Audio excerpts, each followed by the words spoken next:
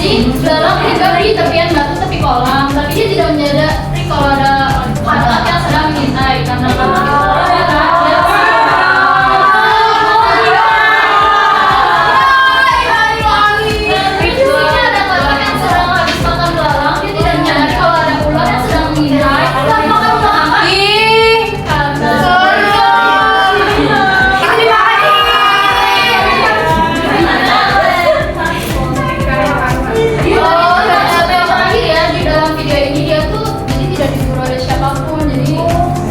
aja menjemput. Jadi nih, terbelah dia menunggu mati. Menunggu panggilan dia sudah mati. Di sini biasanya bangkai hewan itu diuraikan oleh jamur. Nah, tadi jamur maka menghasilkan zat yang nantinya dibutuhkan oleh tumbuhan.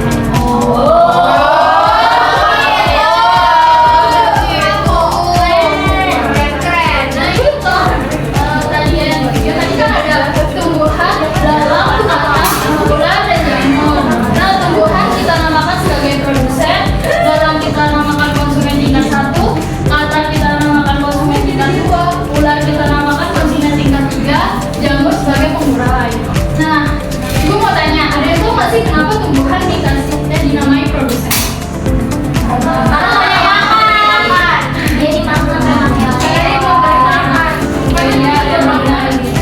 Karena apa, Bu? Menjelaskan lebih lagi, karena tumbuhan itu bisa mendapatkan makanannya sendiri lewat lalu dibantu oleh sinar matahari melalui fotosintesis. Jadi dia tuh bisa buat makanannya sendiri.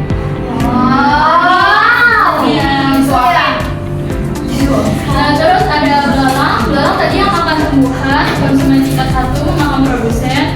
Nah, kenapa dinamakan konsumen tingkat 1? Karena dia tuh biasanya hewan yang konsumen tingkat 1 itu dia pemakan tumbuhan atau rumput. Jadi dia tuh disebutnya hewan herbivora.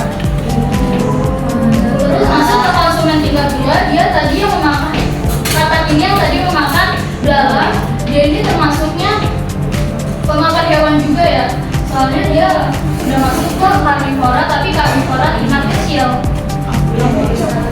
Nah, yang ini nih baru konsumen tingkat 3 yang tadi memakan katak, si ular. Nah, si ular ini masuknya ke pemakan hewan juga, jadi dia tuh disebutnya hewan karnivora tingkat besar. Nah, lalu ada si jamur pengurai. Nah, yang tadi sudah dijelaskan, si ular ini ketika mati dia jamur akan menguraikan ular sehingga zat-zatnya itu akan dibutuhkan oleh tumbuhan. Jadi rantainya berputar kembali. Oh, alah begitu, Bu. Terus, Bu? Terus, oke, Bu.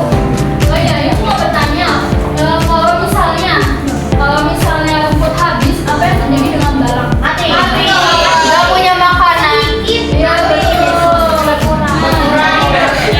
Iya, jadi belalang ini populasinya bisa berkurang ya dia, karena dia tidak ada makanan untuk dimakan. Nah, kalau misalnya ular hilang, apa yang terjadi dengan katak? Makin banyak kataknya.